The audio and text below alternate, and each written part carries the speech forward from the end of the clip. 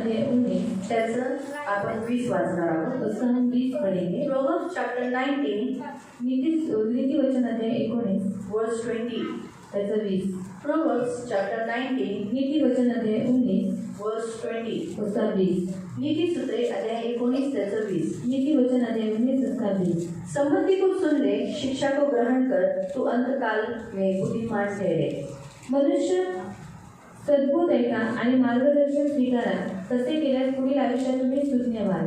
आपण डोळे बंद करू, प्रार्थना करू. हम आंखों को बंद करेंगे, हम प्रार्थना तारणारे गोड पवित्र सेनाधीश पिता, मी तुझे आभार मानतो. वचनाची वेळ तुझ्या हातात देतो प्रभू. आम्ही वचन लक्षपूर्वक ऐकण्यासाठी आणि जे आम्ही ऐकतो तसंच पालन करण्यासाठी सहायता कर.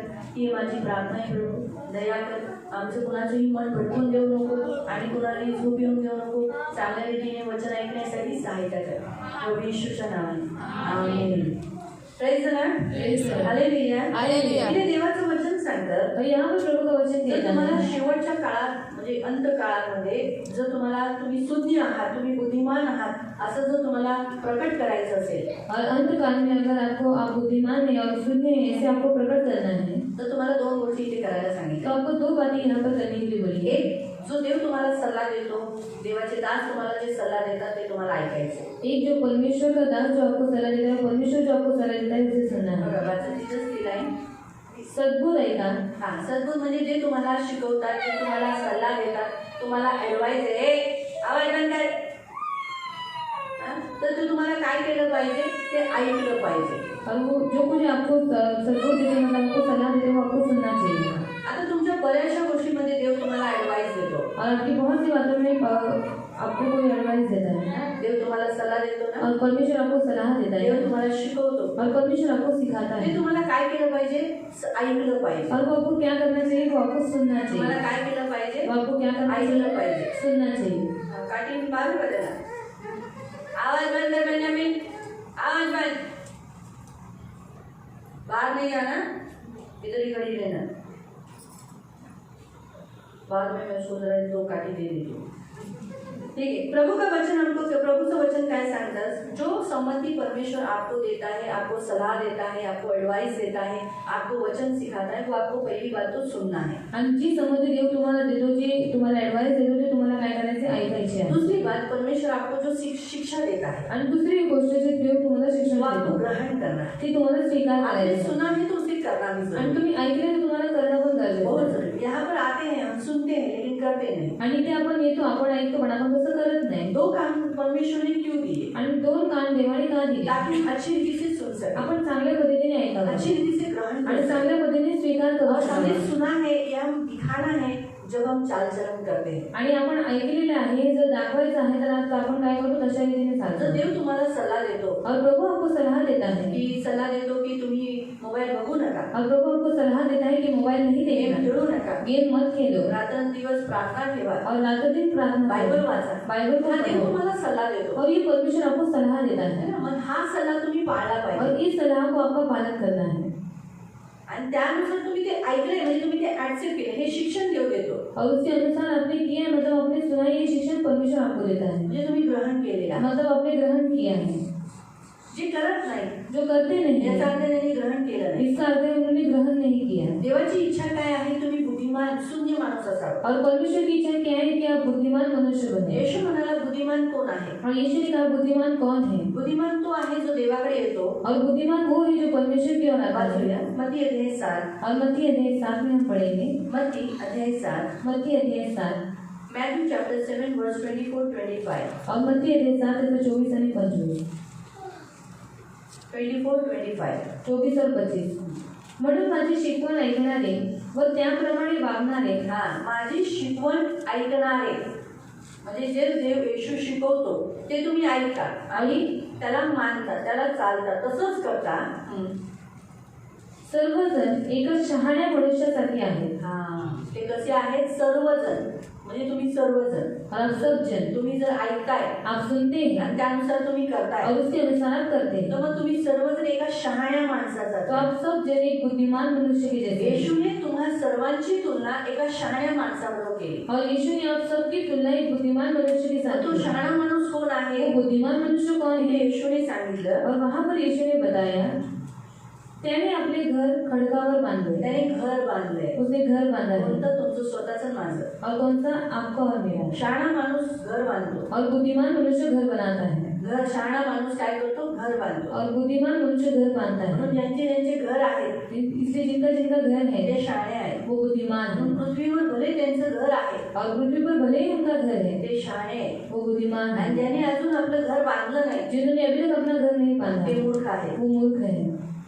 शहाणी बाई बुद्धिमान स्त्री घर बांधते. घर को बनाती है. बाईलाही बुद्धिमान म्हणताय. इसलिए स्त्री को भी बुद्धिमान बोला कधी है. कधी बाई पुरुष घर बांधत नाही पण बाई बांधते. और कभी कभी पुरुष घर नहीं बांधता पर स्त्री बांधती पण है. त्या पुरुषाचा सपोर्ट असतो पर उस पुरुष का उसको सपोर्ट रहता म्हणून ती है, घर बांधू शकते. इसलिए वो घर बांध पाए. काही काही घरात पुरुषाचा बिलकुल सपोर्ट नसतो और कुछ कुछ घर में तो पुरुषों का बिल्कुल सपोर्ट नहीं तरी होता बाई है, घर बांधते. फिर भी स्त्री घर बांधती कारण ती है बुद्धिमान आहे. क्योंकि वो बुद्धिमान है. पण तसंच आहे ना, पुरुष पण बुद्धिमान आहे. तो वैसे ही ना पुरुष भी बुद्धिमान काही है. काही पुरुषांना पत्नीचा फुल सपोर्ट असतो. और कुछ कुछ पुरुषों को पत्नी का फुल सपोर्ट होता है काही पुरुषांना पत्नीचा सपोर्ट नसतो. और कुछ कुछ पुरुषों को पत्नी का सपोर्ट पण नहीं ते होता, बुद्धिमान आहे और वो बुद्धिमान म्हणून है. ते या पृथ्वीवर घर बांधतात. इसलिए वो इस पृथ्वी पर घर बांधते हैं. म्हणून त्यांचं कुटुंब त्या घरात राहू शकते. इसलिए उनका कुटुंब उस घर में रह सकता है.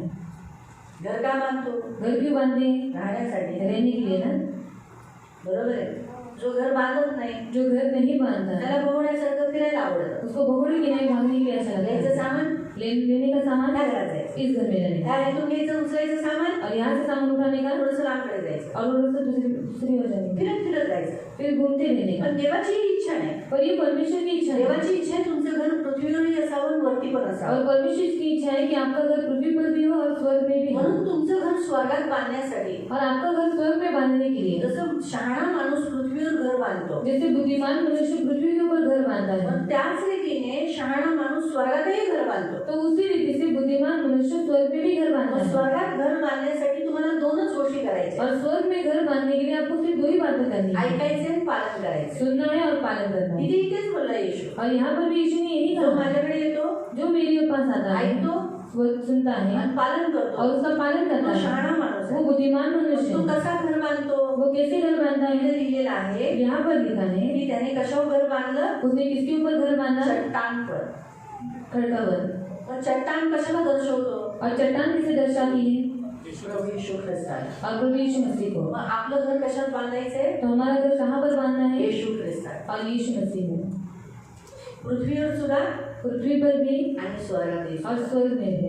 आज लोकांना पृथ्वीवर घर आहे. और आज लोगों को पृथ्वी के ऊपर घर है, खूप घर आहे. बहुत घर है. किती जणांना स्वतःची घर आहेत ना? और कितने लोगों को खुद के घर है ना, त्यांना स्वर्गात घर नाही. और उनको स्वर्ग में घर कारण नहीं, त्यांचा विश्वास ख्रिस्तावर नाही. क्योंकि उनका विश्वास मसीह के ऊपर मोठे है. मोठे बंगले आहेत त्यांचे. और बड़े बड़े बंगले उनके. काही काही जणांना खूप साऱ्या बिल्डिंग आहेत, स्वतःच्या बिल्डिंग आहेत. और कुछ कुछ लोगों को अपनी खुद की बिल्डिंग्स है, पण बिचारे त्यांच्याकडे स्वतःचं स्वर्गात घर नाही. पर बेचारे उनका स्वर्ग में घर नहीं.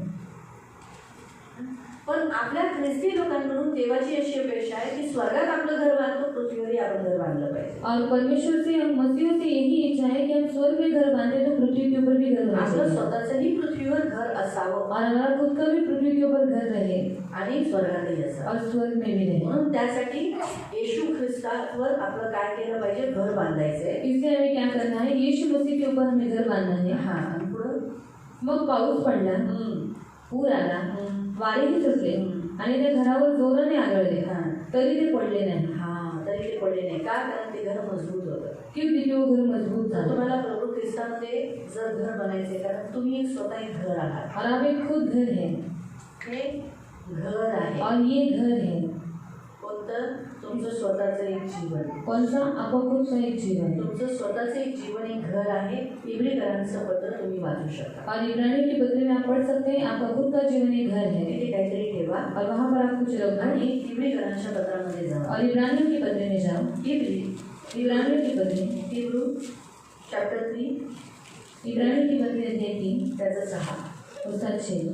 हिब्रू इब्रानियों के पत्र चॅप्टर 3 अध्याय 3 वर्स 6. उसका 6. परंतु देवाचा विश्वासू पुत्र ख्रिस्त हा देवाच्या घराचा सर्वाधिकारी आहे आणि आपण ख्रिस्ती लोक देवाचे घर आहोत. आपण कोण आहोत? हम कौन है? देवाचे घर आहोत. परमेश्वर के घर मग है. या घराला पाऊस लागणार, तो इस घर को बारिश लगेगी म्हणजे परीक्षा येणार, मतलब परीक्षाएं आएगी बाढे आएगी और बाढ़ आएगी म्हणजे पूर येणार, जगापासून परीक्षा येणार, और बाढ़ आएगी मतलब संसार से परीक्षाएं आएगी आंधिया चली आंधी चलेगी म्हणजे शैतानाकडून पण परीक्षा, सताव, टकराव येणार. मतलब शैतान से भी परीक्षा सताव आएंगे पण ते घर काय राहिलं, वो घर क्या रहा तेज रहा बनून राहिलं ना. और बना रहा ते घर बनून राहण्यासाठी और वो घर बना रहने के लिए तुम्हाला काय केलं पाहिजे, 2 गोष्टी. देवाचं वचन ऐकणं आणि जसं ऐकतं तसं पालन करणं. और वो घर बने रहने के लिए आपको क्या करना है, 2 बातों को करना है, परमेश्वर का वचन सुनना है और उसके अनुसार आपको करना है. ते पूर्ण वाचून टाक, 25 वचन नाही, मग हे मॅथ्यू चॅप्टर 7 का 25. मग पाऊस पडला, पूर आला, वारेही सुटले आणि त्या घरावर जोराने आदळले, तरी ते पडले नाही, परीक्षा आहे. ते घर पडलं नाही का, कारण त्याचा पाया खडकावर घातला होता. कारण आपला जो विश्वास स्ट्रॉंग. मग तुमचा जसा विश्वास आहे खडकावर, येशू ख्रिस्तावर आहे, तर त्याने तुम्ही काय करता, तुमचा विश्वास आहे म्हणून तुम्ही वचन ऐकता. और यीशु की चट्टान के ऊपर आपका विश्वास है, इसलिए आपके अंदर विश्वास है, इसलिए आप परमेश्वर का वचन सुनते हैं. पण त्यानुसार तुम्ही ग्रहण केलेले आहे, तुम्ही आज्ञा पालन करत आहात, हेही तुम्ही दाखवा. और उसे आपने ग्रहण किया है और आप आज्ञा पालन कर रहे हैं, ये भी आप दिखाओ. जर ह्या 2 गोष्टी तुम्ही केल्या, और ये 2 बातें अगर आपने इथं की लिहिलंय अंतकाल में तू बुद्धिमान ठहरेगा, म्हणजे तू शहाणा राहशील. और वहाँ पर लिखा है तो अंधकार में बुद्धिमान बनेगा. जर तुम्हाला देवाच्या नजरेत शहाणा बनायचे आणि तुम्हाला या पृथ्वीवर तुमचं हे घर, तुमचं हे जीवन सुरक्षित हवं आहे, और परमेश्वर की नजरों में अगर आपको बुद्धिमान बनना है और आपका ये घर, आपका ये जीवन आपको सुरक्षित चाहिए, देवाचं वचन ऐका, तो परमेश्वर का वचन तसं सुनो पालन करा. और उसका पालन भी करो. म्हणजे तुमचे हे घरही स्थिर राहील. तो ये आपका घर भी स्थिर रहेगा. नंतर तुमचं स्वतः ज्या घरात तुम्ही राहता, 4 भिंतीचं घर, तेही सुरक्षित राहील. और जिस घर में आप रहते हैं, जो 4 दीवारों के बीच में आप रहते हैं, वो घर भी सुरक्षित रहेगा. वरचं घर पण सुरक्षित राहील. और ऊपर का घर भी सुरक्षित पण रहेगा. जर हे घर सुरक्षित नाही, पर ये घर अगर सुरक्षित नहीं, तर तुमचं 4 भिंतीचं घरही सुरक्षित तो नाही. आपके 4 दीवारों का घर भी सुरक्षित नहीं तुमचं कुटुंब नक्की तुटेल. और आपका कुटुंब जरूर हारेगा. 4 भिंतामध्ये त्रास असेल, अशांती असेल, भांडण असेल, और 4 दीवारों में तकलीफ होगी, अशांति रहेगी, झगड़ा रहेगा. आणि वरती पण स्वर्गात घर नसेल. और ऊपर भी स्वर्ग में घर नहीं होगा.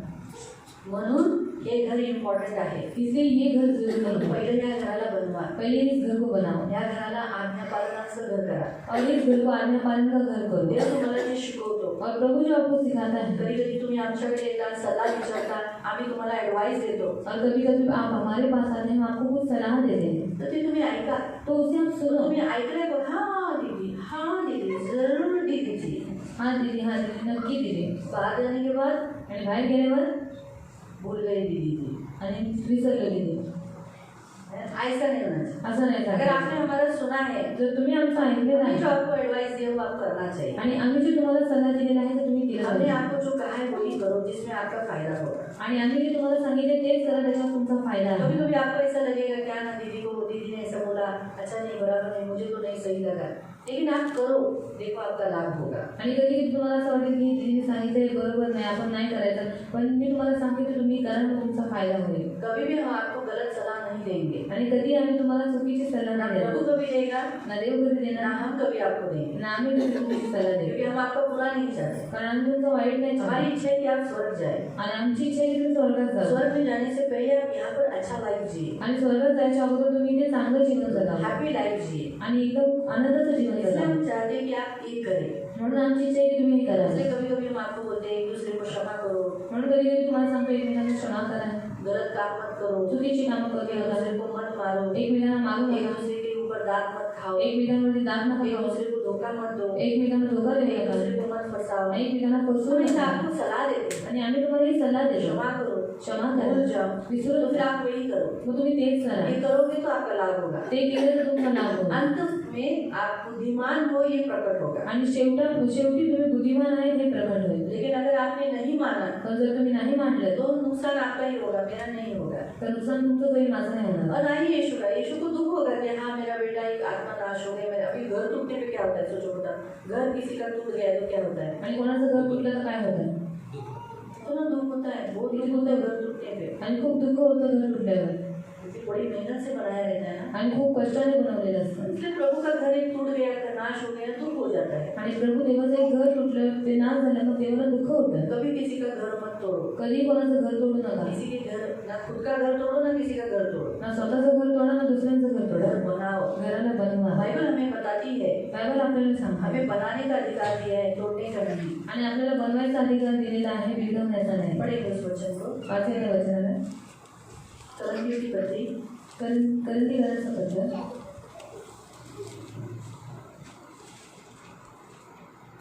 13 अध्याय, अध्याय 13. दूसरा करंथियों की पत्री दुसरं करंथीकरांचं पत्र अध्याय 13, अध्याय 13. सेकंड Corinthians chapter 13 दुसरं करंथीची पत्री अध्याय 13 verse 10. वचन 10.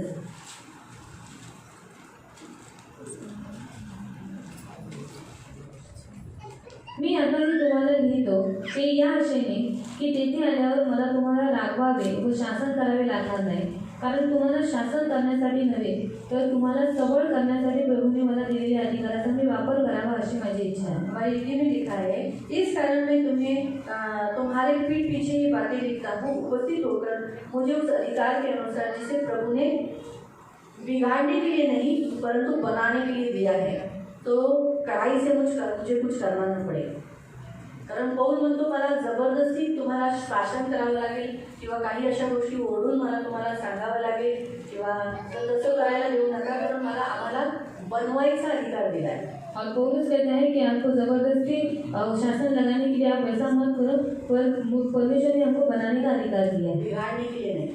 बिघडवण्याचा नाही. म्हणून कधी एकमेकांना बिघडवू नका, और कभी भी एक दूसरे को मत बिगाड़ो, गलत संगतीत जाऊ नका, गलत संगति में मत जाओ. लक्षात ठेवा कुणालाही बिघडवू नका. याद रखो किसी को भी मत बिगाड़ो. तुम्ही जर कुणाला बिघडवाल तर लक्षात ठेवा देव वरून पाहतो. अगर आप किसी को बिगाड़ते हो तो ज्ञान मतलब प्रभु ऊपर से देखता कुणाचं है. घर तुम्ही तोडता, तुम्ही नाही तोडत पण मी सांगते, तोडलं तर देव शिक्षा करतो. और किसी का घर अगर आपने तोड़ा तो परमेश्वर शिक्षा करता वचन है. आले तर शिकवावंच लागणार. और वचन आए तो सीधा नहीं पड़ेगा. शायद देव चेतावणी देतो आपल्याला. और परमेश्वर हमें चेतावनी दे रहा है. जरी आपल्याला कधी कुणाचं काही माहिती असेल, समजा उदाहरणार्थ कौशिकचं मला काहीतरी माहिती आहे, और उदाहरण के तौर पे अगर कौशिक दादा का मुझे कुछ मालूम है तुम्ही सायलीला जाऊन सांगायचं नाही तो मुझे सायली दीदी को जाकर नहीं बताना किंवा है. सायलीचं सुद्धा त्याला सांगून भडकवायचं नाही की तो त्याच्या सायलीला विरोध करावा, त्याला तिला मारावं, अशा काही गोष्टी करू नका. और सायली दीदी की गलतियां जाकर मुझे कौशिक दादा को नहीं बतानी है कि वो क्या करे, गुस्से में आकर उसको मारे. ऐसा गलत काम आप मत करो. हा, कोणाच्या घरात भांडण लावू नका. और किसी के घर में झगड़ा मत घर लगाओ. तोडायचा अधिकार नाही दिलाय, घर तोड़ने का अधिकार घर नहीं, बनवायचा अधिकार. घर को बनाने का अधिकार नहीं. शुद्ध बना. इसलिए बुद्धिमान बनो. देवाची इच्छा आहे आपण शुद्ध बनावं. परमेश्वर की इच्छा है कि हम बुद्धिमान बनो. आज संध्याकाळच्या वचनाचा प्रमुख उद्देश आहे तुम्ही शुद्ध बनावे.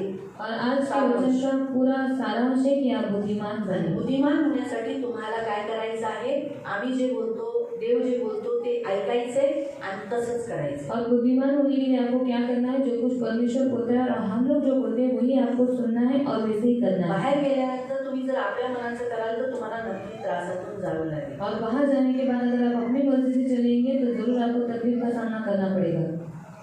हालेलुया. हालेलुया. देव तुम्हाला आशीर्वादित करो. प्रभु आपको आशीष या दे. आपण उभे राहू, हम खड़े हो आपण जाएंगे, प्रार्थना करू. हम प्रार्थना करेंगे देवाला बोलू, प्रभु मला सुनी माणूस और बनायचा. प्रभु कहेंगे प्रभु मुझे बुद्धिमान मनुष्य बनाना शेवटी है. मला असं माझं घर मी बनवलेलं आहे, मी स्वतःचं माझं हे जीवन, मी घर हे जे बनवलेलं आहे और ये जो मेरा खुद का जीवन जो मैंने घर ये बनाया है आणि माझं स्वतःचं पण घर पृथ्वीवर आहे. और मेरा खुद का घर भी पृथ्वी पर है. ते जर नसेल तर बोला की मला प्रभु माझं स्वतःचं घर पृथ्वीवर बांधण्यासाठी कृपा कर. अगर खुद का घर नहीं होगा तो बोलना है प्रभु खुद का घर बांधने के लिए इस पृथ्वी के ऊपर मुझे मदद कर. हा प्रभु माझं स्वतःचं घर असू दे. हाँ प्रभु मेरा खुद का घर होने दे माझं चांगलं घर मला बांधण्यासाठी कृपा कर. और मुझे अच्छा घर बांधने के लिए तुम मुझे कृपा कर. बायबल सांगतो पुरुषही घर बांधतो, बाई घर बांधते. और बाइबल बताती है कि पुरुष भी घर बांधना है और स्त्री भी घर बांधना म्हणजे है. दोघांसाठी वचन आहे. मतलब दोनों के लिए वचन है. जरी तुमचा पुरुष घर नाही बांधू शकत तर तुम्ही बांधा, बांधून ठेवा, पकडून ठेवा, तोडू नका, त्याचा खराब करू नका. और भले ही आपका घर पुरुष आपका घर नहीं बांध रहे तो आप क्या करना है, आपके घर को पकड़ कर रखना है, उसे बांधना है हा, त्याला बांधा और उसे बांधो. आणि जे देवाचं वचन आहे ऐकता तुम्ही तसंच पालन करणारा अंतकरण घ्या. और जो परमेश्वर का वचन आप सुनते हैं वैसे ही करने का मन आप ले लो. प्रभूला म्हणा, प्रभू मला आज्ञा पालनाचं अंतकरण दे. आप प्रभु को बोलो प्रभु मुझे आज्ञा पालन का दिल दे. मला वचन ऐकणार मुझे वचन सुनने वाला आणि तसंच करणार और वैसे ही करने मला वाला बनव. और मुझे तू बना. मला तसं बनव. मुझे ऐसा बना. आज मी माझं जीवन तुझ्या हातात देतो. आज मैं मेरा जीवन तेरे हाथों में दे रहा प्रभू हूँ. मला शून्य बनव. प्रभु मुझे बुद्धिमान बना. मला शून्य बनव. मुझे बुद्धिमान बना. मी शून्य झालो तर मूर्खता जाईल. मैं बुद्धिमान हुआ तो मेरी मूर्खता चली हा जाएगी. प्रभू, म्हणून मी म्हणतो माझी मूर्खता काढ, मी तुला नाही म्हणत. मी तुला हे बोलतो की तू तू मला शून्य कर। और मेरी मूर्खता निकाल मैं ऐसे नहीं कहता, पर मैं तुझे ये कहता हूँ कि तू मुझे बुद्धिमान अगर मी बना। शून्य झालं तर ऑटोमॅटिकली माझी मूर्खता जाईल। अगर मैं बुद्धिमान हुआ तो अपने आप मेरी मूर्खता चली जाएगी। म्हणून प्रभू मला शून्य कर। इसलिए प्रभु मुझे बुद्धिमान बना। पवित्र पवित्र करुणामय प्रेमी पिता प्रभु यीशु ख्रिस्ताच्या गोड और सर्व सामर्थ्य नाम से प्रभु आपके सामने आते आए हुए तेरे सभी बच्चों को प्रभु बुद्धिमान बना प्रभु। बुद्धिमान पुरुष बुद्धिमान स्त्री जो अपना घर बनाती है प्रभु, वो भी चट्टान पर विश्वास के द्वारा। तो प्रभु ये वचन सुने और प्रभु ग्रहण करे और वैसे ही चले, ताकि अंत में जब इन्हें फल मिलेगा अपना घर बना हुआ स्थिर रहा हुआ तब वो आनंदित हो गए प्रभु। इसलिए इन सबको तू सहायता करना, इन सबकी सुधि लेना, इन सबको आशीषित करना और आपके पंख में सुरक्षित रखना। धन्यवाद देते पिता, इन्हें यीशु के नाम से कवर कर, प्रभु यीशु के नाम से आमीन। Praise the Lord. Praise the Lord. आपण प्रभु